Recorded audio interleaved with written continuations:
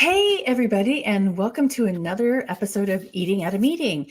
And welcome to October. I'm so excited to bring to you my new friend, Äna Shellem.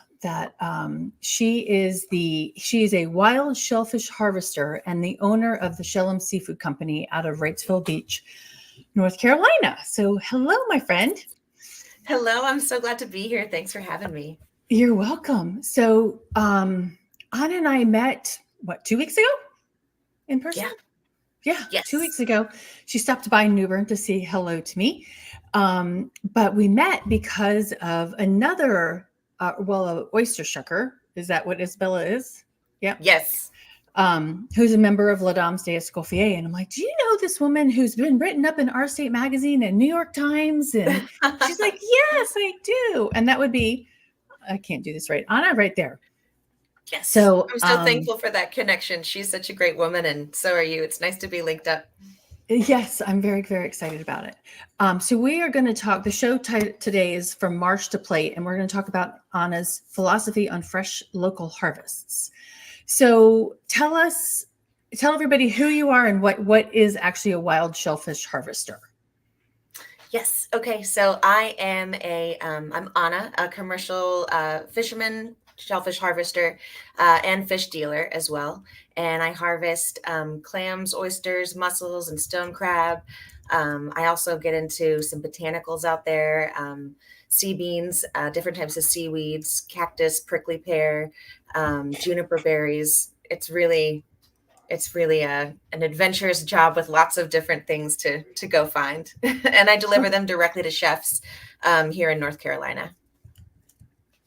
Okay, so juniper berries are from the ocean or from the marsh? On the islands, near to where I harvest in the marsh. Okay. All right. Awesome. So, so tell me what when you wild shellfish harvest, what does that mean? That means I head out on my skiff, and I have preorders from my chef, so I'll know that I need to go get 200 mussels for Dean and 400 for Jamie, and I take off. My favorite island to go to is Masonboro Island, and I've learned how to and self-taught and observed from friends how to navigate the marsh and find specifically what I'm looking for as far as the sizing that the chef wants. And I go collect as the tide, while the tide is low and as it rises, and then get home and deliver to, I clean, bag and tag my shellfish, get it into refrigeration, and then I drive it directly to the chef myself. So it's zero Wow. waste, super sustainable. My footprint is very small out there as a one-woman operation. And the chefs that I work with, most I've been with for 8 years now. So there's a lot of Really? Wow. trust and loyalty and excitement when certain seasons come through, like October 15th, oyster season. Okay. Lots of hype about that. That's my favorite wild season for sure. But it's truly learning and understanding Mother Nature and following what the tide is doing, what the moon is doing, the wind direction.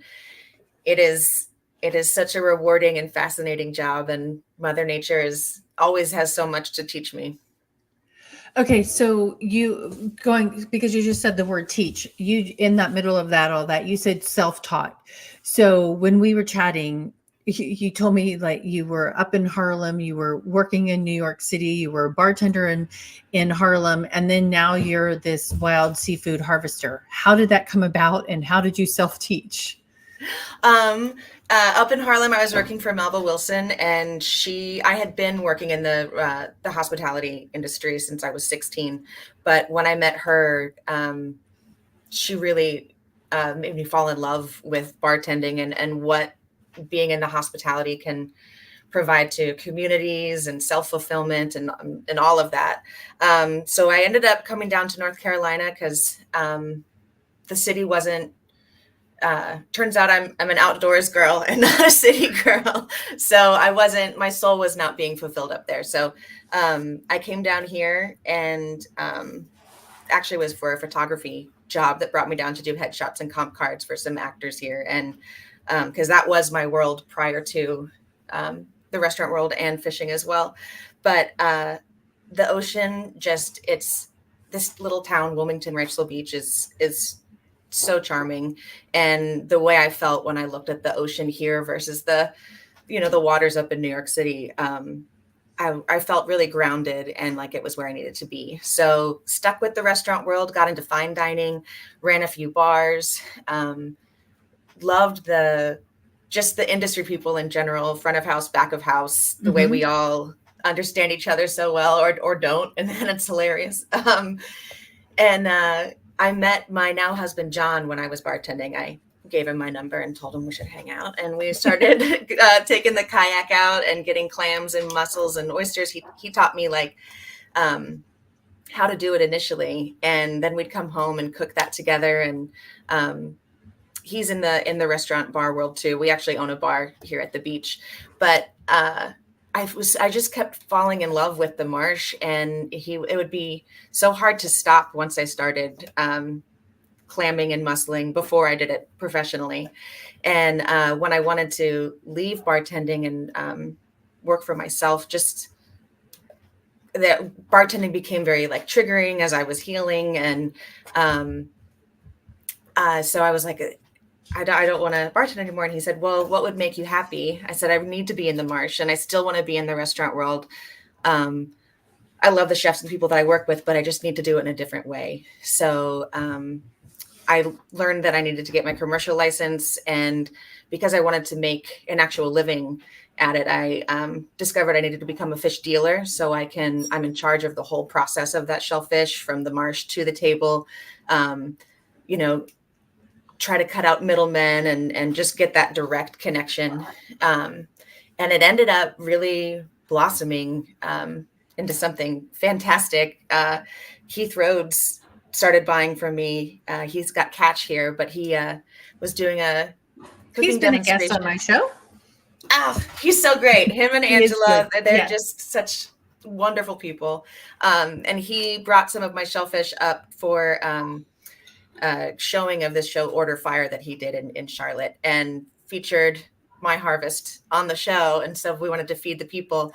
And there were like 8 or 9 chefs sitting in the audience that came up to me afterwards, and they're like, we want these wild mussels. We want you to harvest. So I said yes to everything then. And I was driving to harvesting and delivering to Charlotte. And then Jamie Davis at the Hackney reached out and started delivering to him. Lone Cedar up in the Outer Banks with Vicky Bass Night.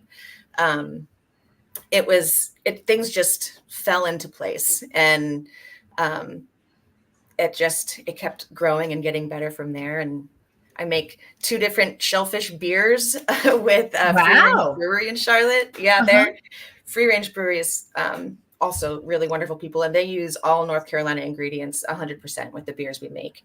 So there's a Shellem's Mussel Stout. I'm sorry, this is a Kolsch this year, and then the Oyster Stout, the Sea of Companions.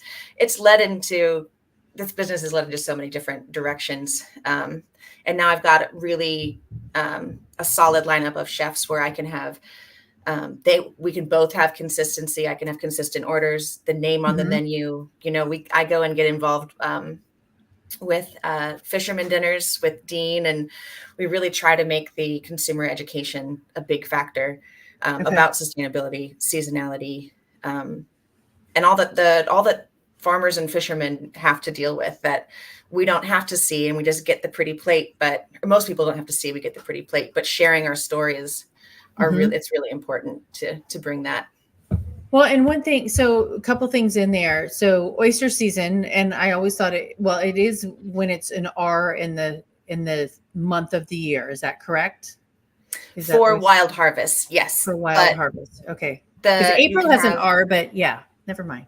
But yeah, it ends March 31st. It gets confusing.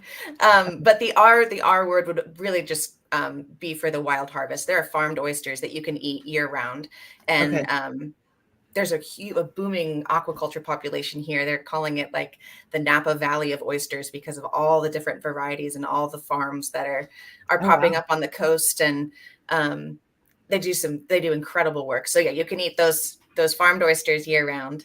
Okay. But my oysters, because they're wild, it's a different type of oyster. Okay. And so that's why the colder months are better for mine. And the seasons can be delayed too, sometimes, depending on how much rainfall each year. It might, Right. and fingers crossed, not for this month with all the storms. My gosh.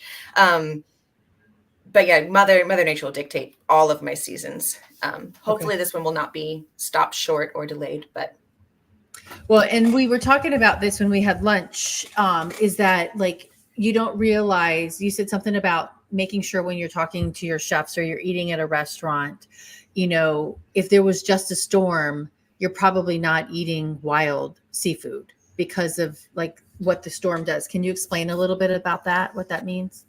absolutely. So with the storms we've had, you couldn't have wild or farmed because the runoff from the streets causes contamination in the water, and all shellfish are filters, so they become contaminated. And it in on the North Carolina, if it rains over an inch and a half, it is liable to close. So we've had some weeks with like 6 inches, 8 inches, and it just there's a website that posts the proclamations for water testing every day with Division of Water Quality, and they will post where it's safe to harvest, because even if it's not a storm, there could be a sewage spill or there could be some type Mhm. of chemical or that we should be aware of. So harvesters, farmers, we all have to stay very in tune with the water quality on the coast. Mhm. And even if it doesn't rain an inch and a half, any rain can cause the salinity of the oyster to go down. And I happen to love really salty, briny oysters. So Okay. when it rains, even when it opens up, I'll wait a little bit and like test things out before I jump back on to the full workload.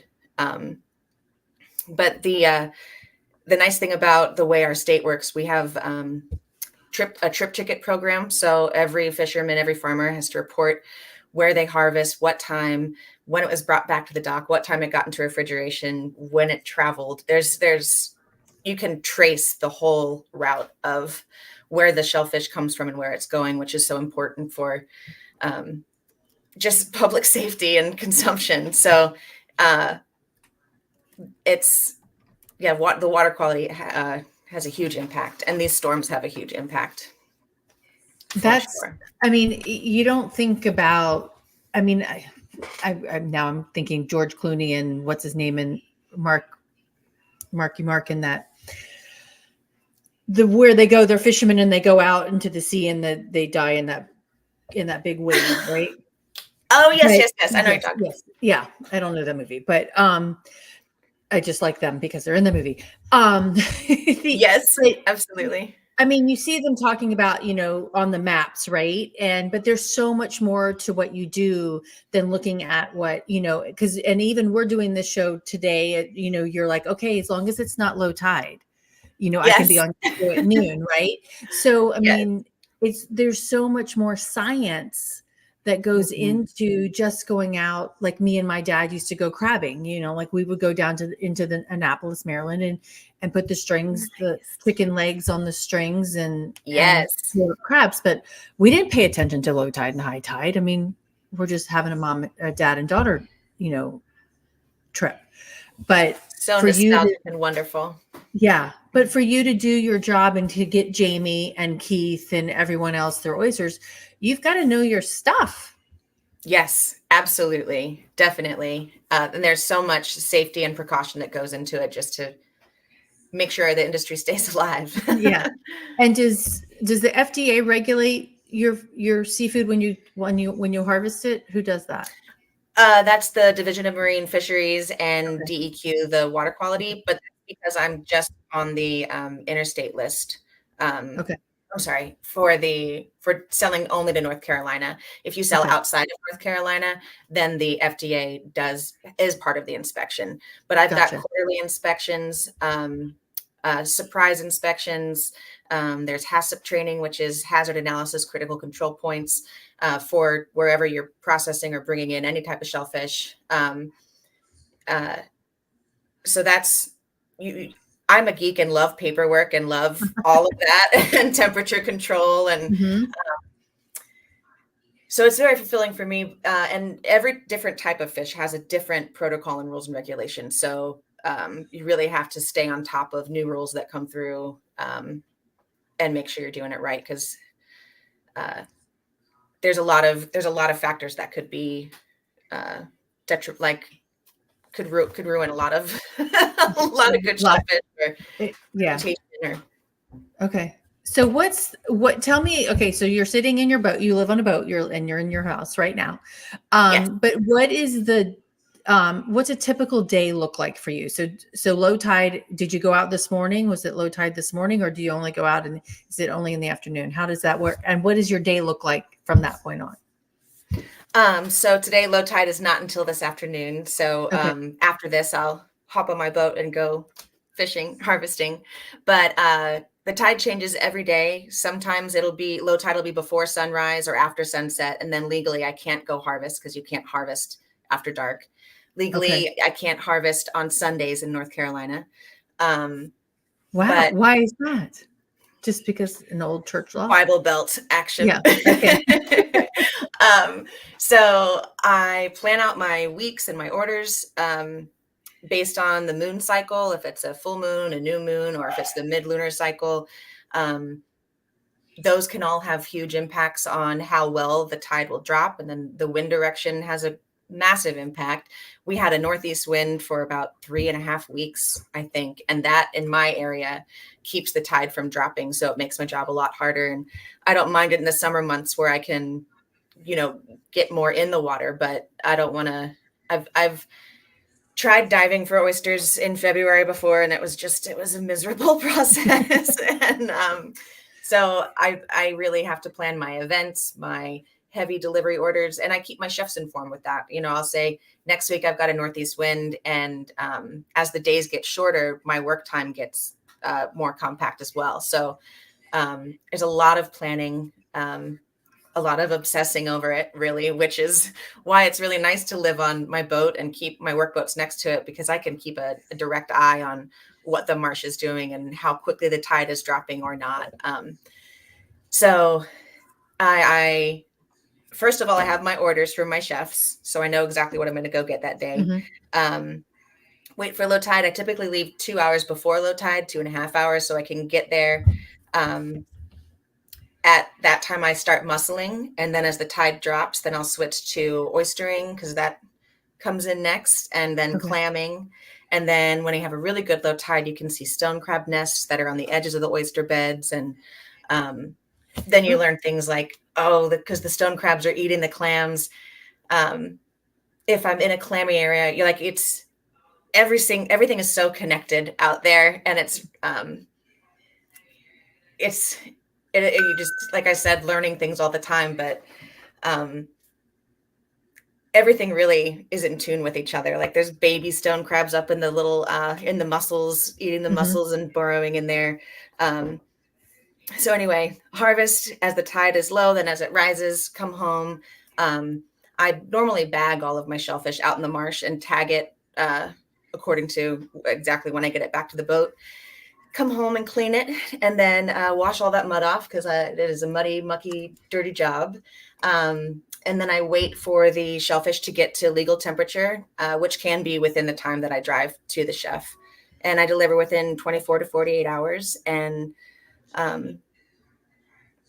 it's just a wonderful, wonderful process. And I love the physical labor. I love all the challenges. I love the crazy weather we have to deal with. I love the cold, and I love the isolation out there. There's so many unbelievable, peaceful moments that just make you count your blessings. And those can even just be from, having new challenges with a squall that comes through, or just the tide not working for you, and trying out plan Bs and plan Cs. And it is rewarding and fun. So that's a long description. No, of the no, day.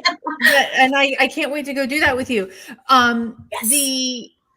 So it's very intriguing that you're like, okay, so then you're muscling, and then you're clamming, and then you're doing oysters, and there's a reason for that.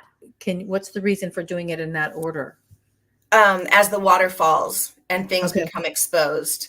Okay. So at the lowest of tides, it's great if the oyster beds are exposed. Sometimes they're not. Okay. And the oyster beds where I harvest, when they're at the top of the bed, the oysters at the top of the beds kind of grow in those cluster like feathers, and they don't Mm-hmm. have like a cup or a nice aesthetic. So my favorite oysters are really along the edges and that have been tumbled by the intercoastal, and because when they're going to sit next to these beautiful farmed oysters that have been rotated in cages and grown so beautifully, I need to make sure that my wild oysters have that same appeal, cup size.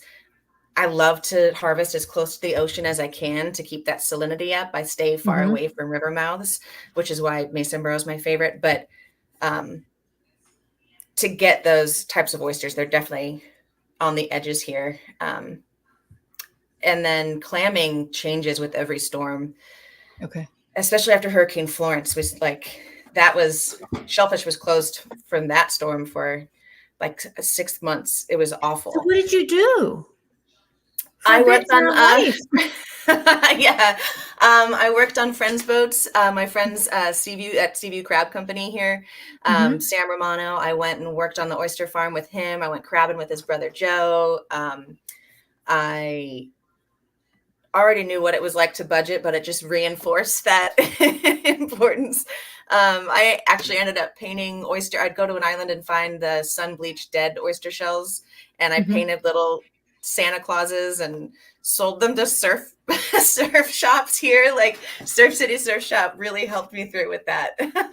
Wow. Community help looked out a lot, but it was neat because I got to learn a lot about the other facets of Mm-hmm. other types of fisheries. So, and Right. bass night, I'd go up to be with anytime the waters close. I always reach out to Vic Bass Night to go help her with her crabs or shrimp and her restaurant. So Okay. it all works out. Okay. Well, all right. Adia on Instagram said, "Thank you so much. I just learned something new today." Yay! That's um, wonderful. Type in what you actually learned, Adia, if you're still watching, so that we can know what you learned.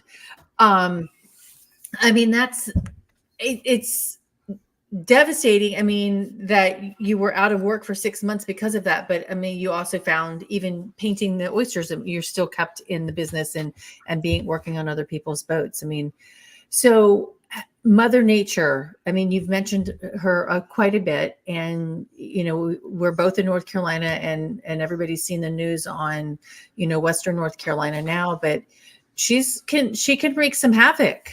So, but you Yes. also, one thing that you said to me about her is that you love being out there with her, like what, and so talk about how, has shaped your perspective on sustainability. Yes. Okay. I think Mother Nature, first of all, is just incredibly healing. And my job specifically forces me to be in the moment, have full situational awareness because of any creatures or people or boats or dangers. So being in the moment has been, working and living in the moment has been just really good for like mental health all around. If you Mm-hmm. have um, anxiety or depression or anything like that, it's been so helpful in that way. And as has working alone, I've always liked like that. But her with the sustainability factor and seasonality, the chefs I work with really like to put the emphasis on what's in season and what we should be enjoying. So she teaches me that all the time, and sometimes I'll expect something to be there 1 month, but because the waters are warming and things are moving around, um, you know like the tulip snails or whelks will show up unexpectedly, and then some years they show up exactly when you know they need to be there. So there's lots of curveballs. There just has to be, with sustainability, that zero waste factor is important. So I never take anything from the marsh that does not have a loving destination. And I keep my footprint small out there. Like, my methods are not invasive. I have a 3-pronged garden rake that I use for clamming. I have a hori knife, which is like a garden tool for mussling. And then I make a cluster buster for oysters. So it's just a small operation, but I really like. Okay, what's a cluster buster? Wait. Cluster buster is like it's a piece of steel that I smooth out on one end, so it's sharp but not knife-like. And then I've got notches that I saw in or mark in for 3 inches, because legally a wild oyster has to be at least 3 inches. So, and that's when you come with me, it'll be a good reference as you're looking for the oysters that you want to have that little 3-inch marker. But it's like you want to break off any excess shells, so you want to only bring back the single oysters. So no clusters. Okay.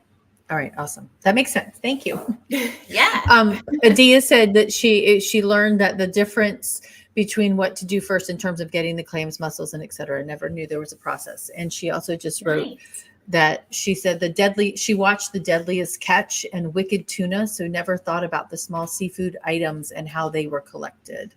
Nice. So yeah, that's a great show. Totally different perspective. I mean, because it's like that movie I was saying. They're going out there and getting all those all those big fish and things, and it's dangerous. I mean, yeah, the offshore and even And how dangerous is what you do? If there's a thunderstorm, incredibly dangerous. If you don't know what, I mean, you need to know your marshes, your waterway, your sandbars. If you don't plan ahead, you can really get in a pickle out there. But I've got sea tow, and I've got a GPS watch, and I've got I will definitely take the right precautions before I go out, and I won't go when it's dangerous. If the winds are howling over like 48 or 50, John will. Okay, I'm like scared to get on my paddleboard when it's higher than 10. So you're coming.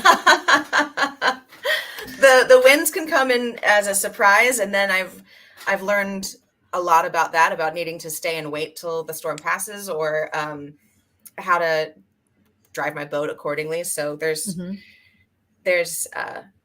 I feel like a better captain when each of those challenges come through, but it's neat when you're talking about the offshore boats and those huge boats with the big fish. Oh my God, so scary for what they go through all the time and the challenges they face. And you have to have a crew with that. And what I really love about my situation is I just need me and my skiff. And since Mother Nature is so unreliable, I've thought about getting employees, but I'd want to pay them accordingly. There are dangers out there, the liability, the insurance, it's just, I just want to stay in my small operation. So I'll stay inshore. I do like, though, that I hope to inspire people. And this is something that I like to go talk about at schools, because getting into the fishing industry can be intimidating, especially if you do want to go offshore. There's a lot of money to get those boats and go. And but you can start small, and you can, this is a dying generation, really, or dying industry, unfortunately, because it is so hard to get into with investing. But you can start small on a little John boat or a little skiff and start working with a fish market. Or I hope to inspire others, especially young ladies, to give it a try and know that they can actually make a happy life doing it. That's awesome. And when we were chatting over lunch, you also said, you had a lot of customers at first, right? And then you've actually narrowed that down because of the zero waste mentality and the harvesting of what they want and what they need. You're making a good living on a smaller plate, oyster plate. Yes. Yeah. Well said. Definitely. Pre-COVID, I think I had about 30 restaurants, and I had them, scheduled and cycled, and it was so intense and so exhausting, but so I was like, I'm doing it. And then COVID hit, and, that was so devastating. And even though, our bar was shut down too. So, and I did not want to change my practices. I didn't want to, say, okay, whatever, I'll go get as much as I can and sell it to a fish house so the general public can get it. But so a lot of the products I'm pulling in, like the wild North Carolina mussels, can be intimidating to a consumer who hasn't cooked it before. So, and I don't want to ever bring in something that I don't know where it's going already. So, I waited out with my chefs, and, again, I worked on friends' boats over COVID, but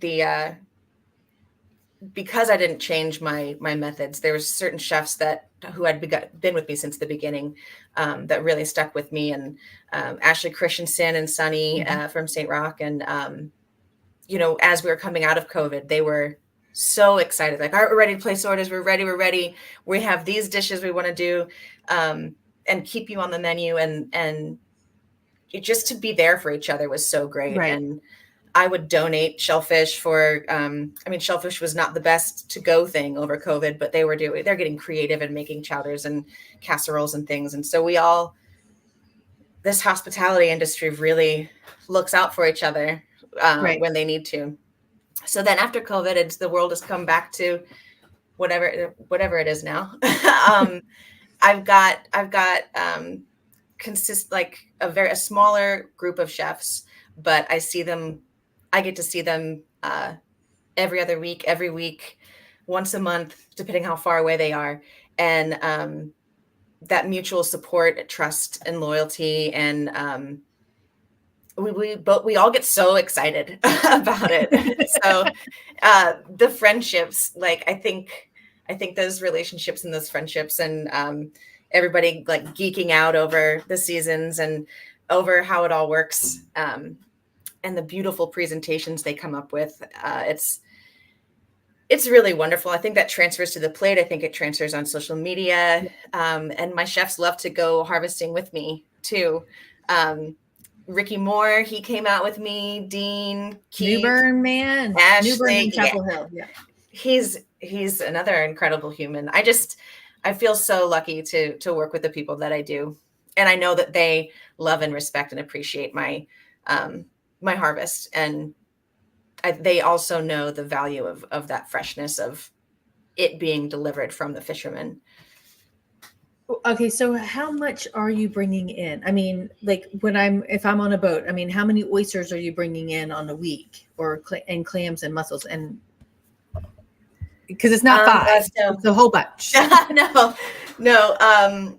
Monday, let's see, or this past week, Burdetto ordered 800 mussels, and they order between. And you're doing all that by yourself? Yes. Yes. Wow. It is so, I feel like a Viking out there, but then that's not even a lot. They'll order between 800 to 1400 mussels every week. Most restaurants will get 600 oysters a week from me. Seabird will do that twice a week sometimes.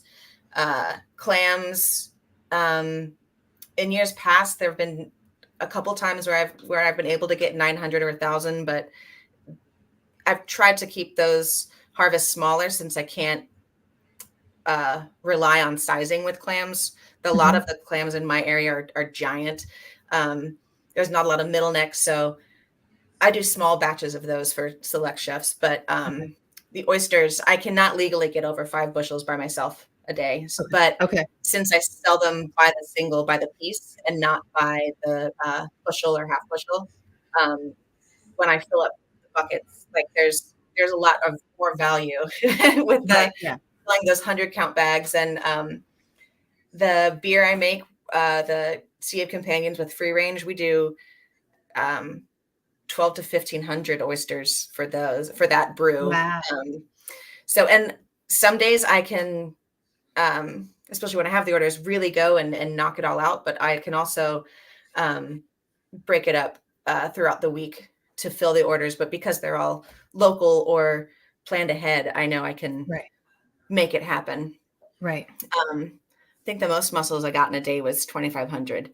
And when you have oyster season is so busy and tricky because everything's available, so I really need to take full advantage of those good low tides. Um, and the great thing is also, since I'm not delivering to the general public who Right. might have a demand, when I say, hey, chefs, I could only get, you wanted 600, but I can only get 300 clams today. And they're like, that's okay.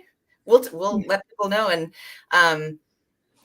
I what I love about seasonality is that everything shouldn't be available to us all the time. So Mhm. that's another part of the consumer education. And when I have to tell my chefs no as often, or as I don't like to do that, but when I do and explain to them why, it makes sense to them. And, because they've gone fishing with me, they'll be like, oh, I Right. know what type of tide you're talking about. And it just that mutual understanding and respect is really awesome. That's awesome. All right. So Adia on Instagram was saying, wow, that's amazing. You are a Viking. And I Ah, have to thank agree. you, And then Dia. and then she said, how many in a bushel of oysters?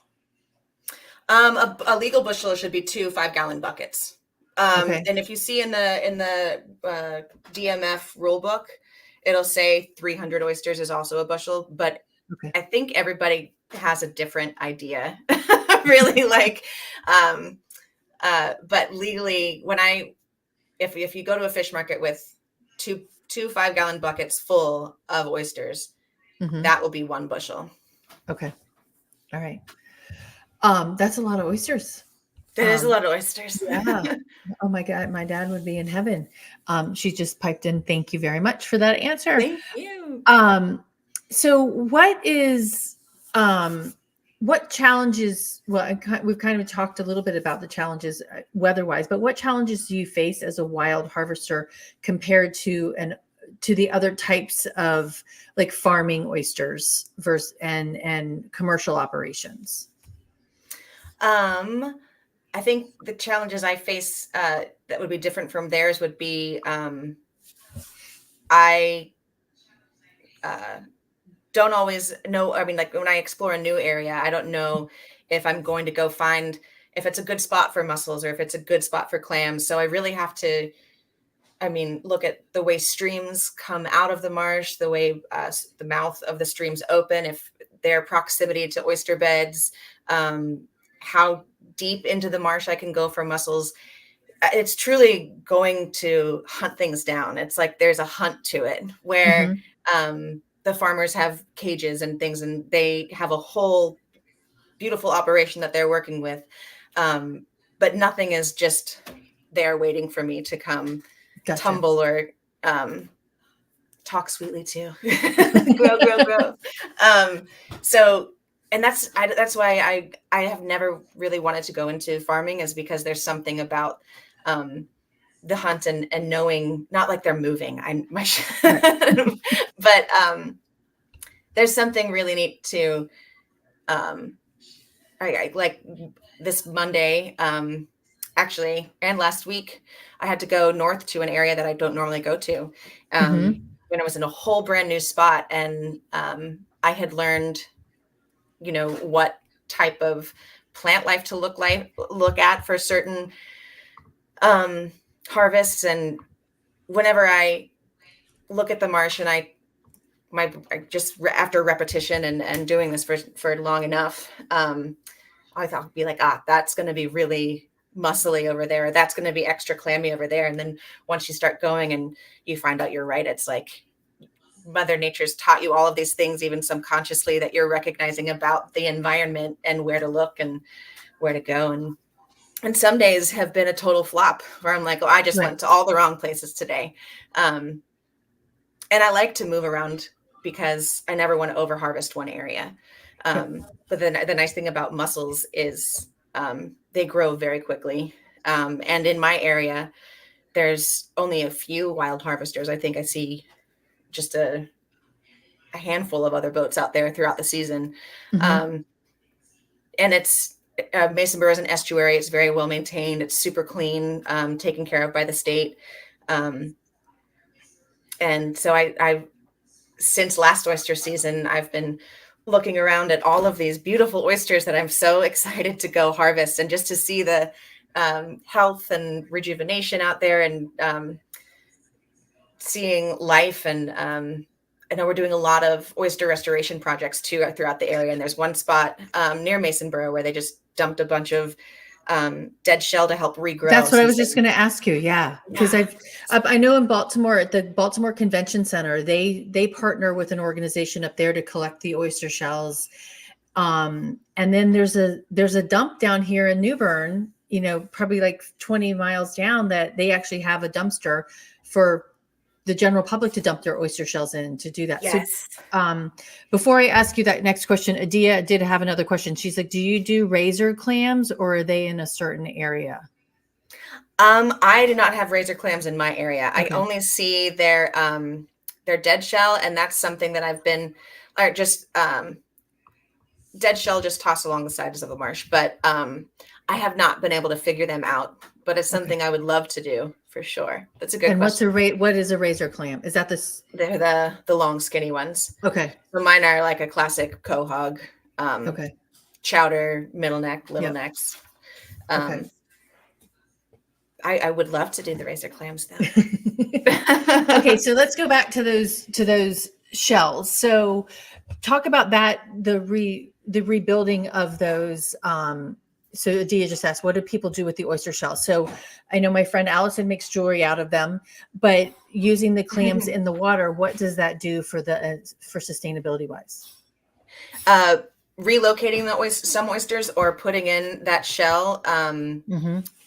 Oysters grow on each other, so it's like their spat will help attach those shells to help grow new shells. So it's a longer process. It's a process of just that regrowth in the marsh to make sure that there is not over harvesting and that we're replenishing. And it's a pretty amazing way that it recycles itself, really. Yeah. I remember when I dated this guy a long, long time ago, when we were up in Mystic, Connecticut area, he was telling me that there were certain areas of that were shut down for over harvesting. And so we had to go to different areas. So is that by the chefs donating back their shells, after an event, or restaurants that can help with that rebirth then, right? Yes. And I can't speak to the direct science of it. Right. But I do know that it has been impactful all along our coastline. And I love to see it. And there's certain areas that I've known that have been over harvested and they had been shut down. Those were all filled in over this summer with the state boats. And it made me so happy to see. Okay. Oh, that's awesome. Okay. So I want to go back to the Mother Nature thing, because you touched on it a little bit, but how Mother Nature plays a role in mental health.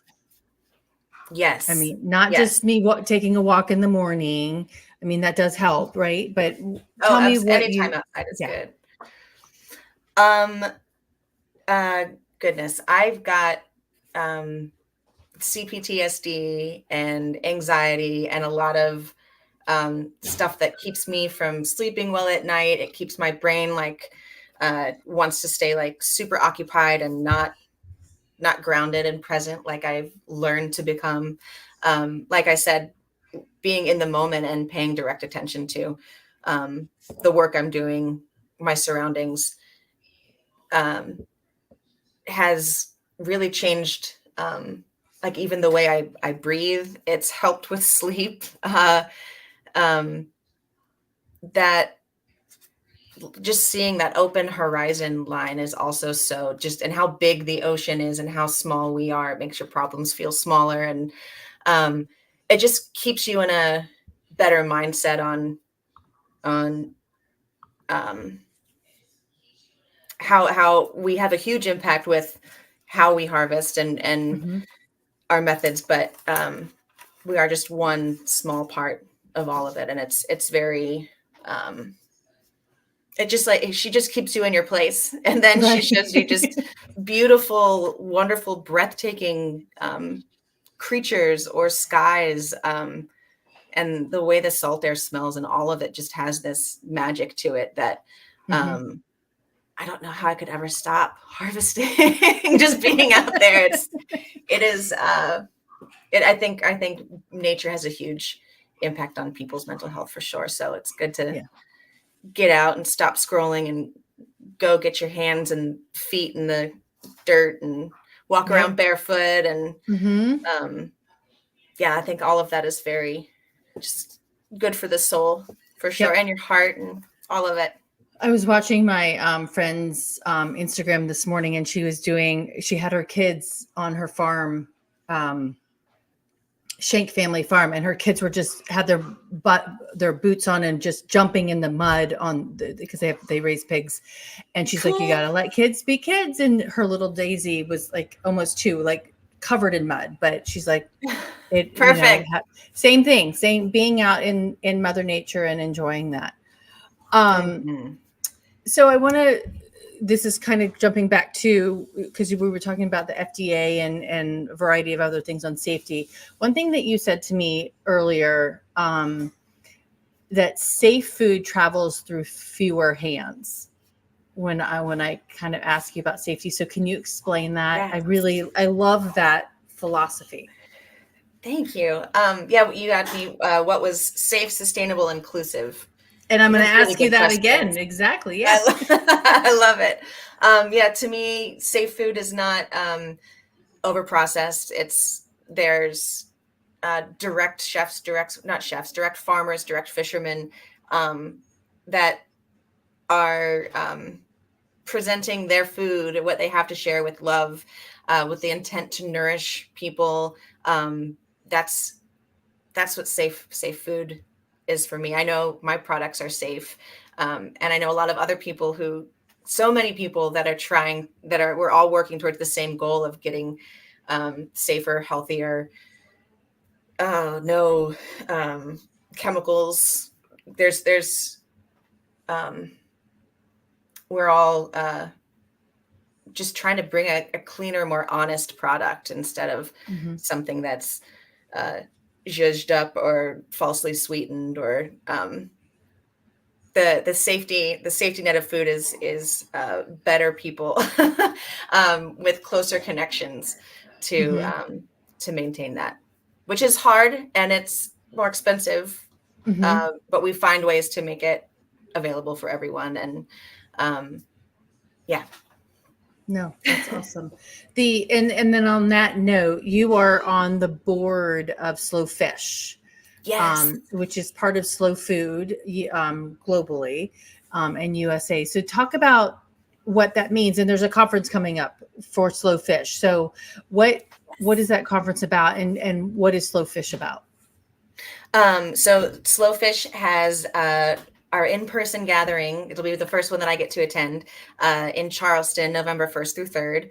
And it's gathering fishermen, um, some farmers, lots of farmers, sorry, and chefs, and people in the industry that shared like-minded values around sustainability, seasonality, asking where your food comes from, um, uh, to share their experiences, to discuss current regulations, current hot topics, um, to gather and enjoy that safe food that's sustainable and inclusive. Um, Slowfish has, before you can even be a restaurant to be considered underneath the Slowfish and Slow Food Hmm. umbrella, we really have to see eye to eye on lots of different values um, and respect for Mother Nature and the process. So I cannot wait for Charleston. I hope you can be there. I know you said you might I have a game to go I to. do. Well, I actually now have to be somewhere else, so and I don't think I'm going to make it, but I will definitely look. But next 2 years from now, we need to go to Italy together, for slow Yes, food. Yeah, yes. that's Isabella cool. is going to be shucking oysters at At Slow Fish. yep, Okay. All right. yep. Awesome. And there's Yeah. so many really talented people that are involved and flying in, and It's November it's gonna be 1st and like 2nd. November 1st through 3rd. It's going to be educational and like just a celebration of people really standing up for what they believe in as far as safety and sustainability Right. in our industry. And I want to ask this question. I'm like, why is that important? And I mean, I know that's a very blanket kind of, maybe it's a trite question, but why is it important that we are more sustainable with seafood, especially, or across the board? At first I was thinking, why is it important that we're having this community event? Yeah, I was like, because the camaraderie is so important. That but is, also yes.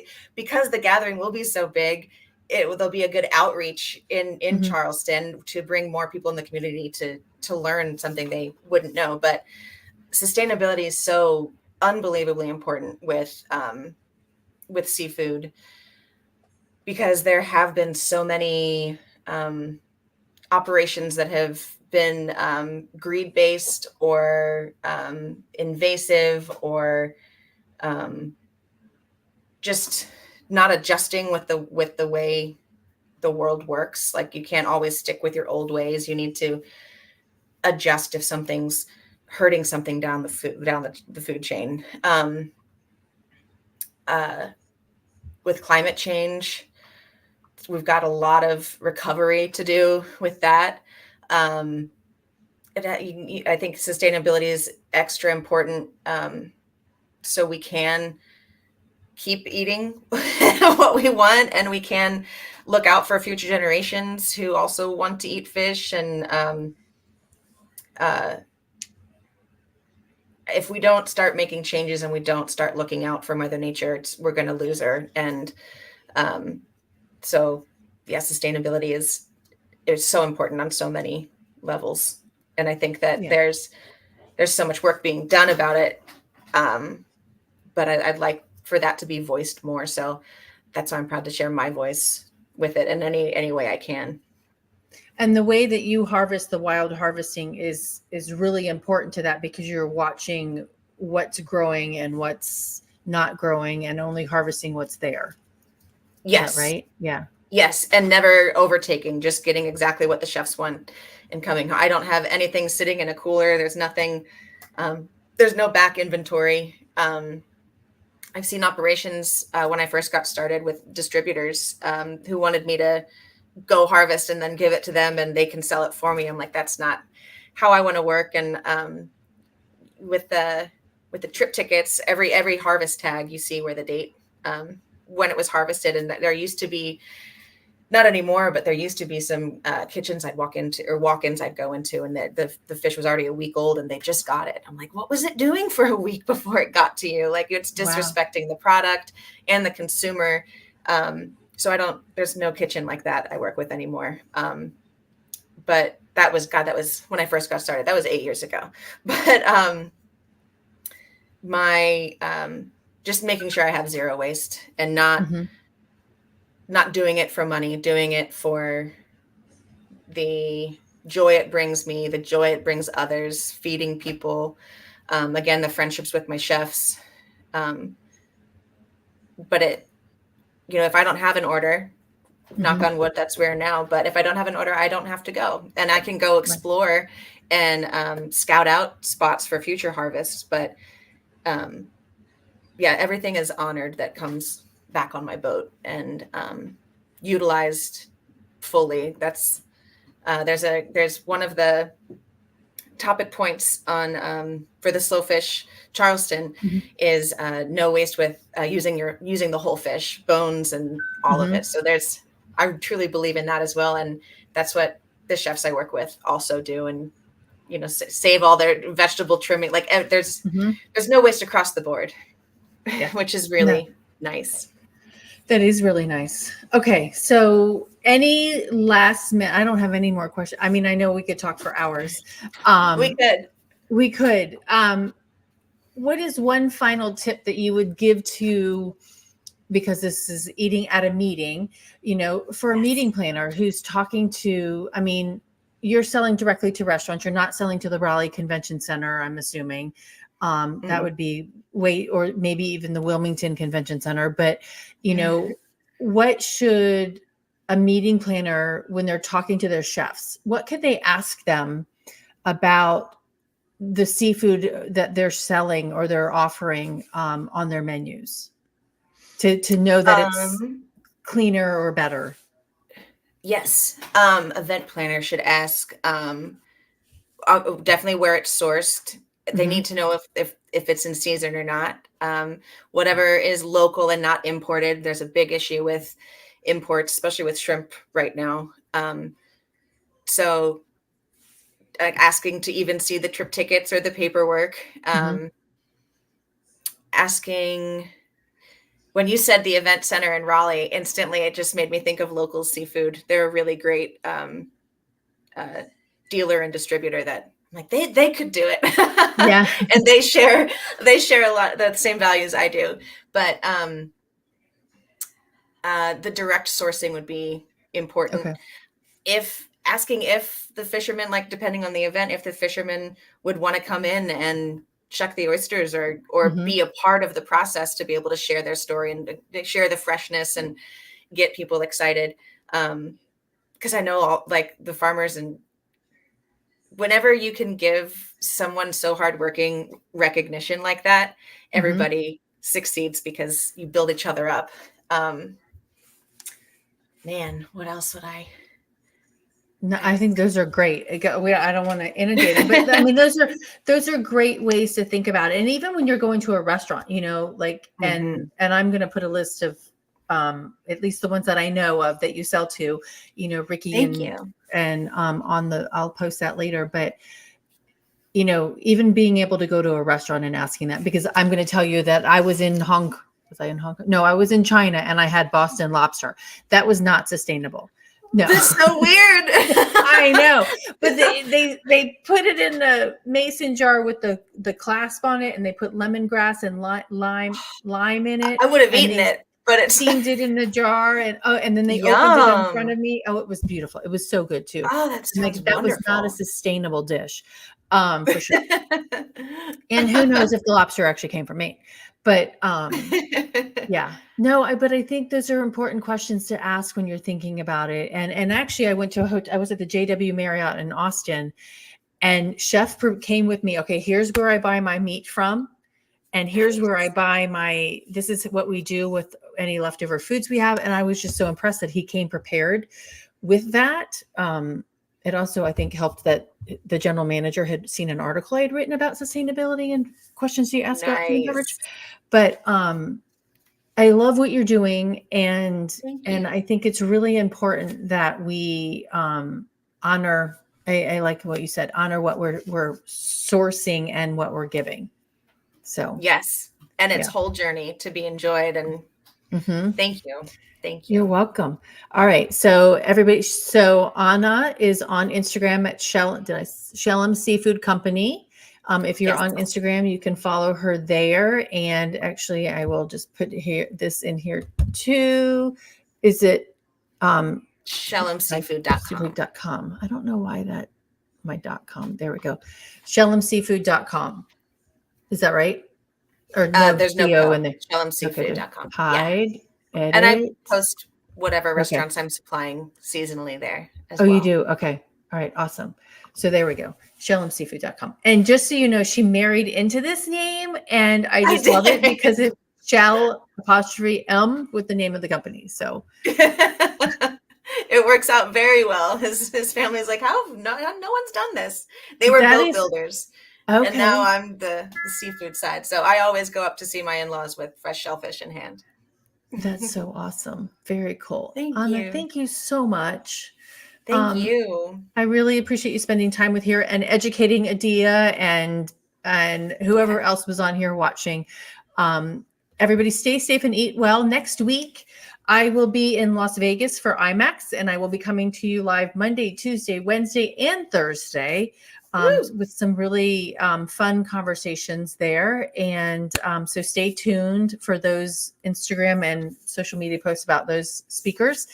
But until then, stay safe and eat well and eat Anna's shellfish in North Carolina. Thank you so Thanks. much. This was so wonderful. Appreciate you. Oh, you're welcome. I appreciate you too. Thanks, everybody.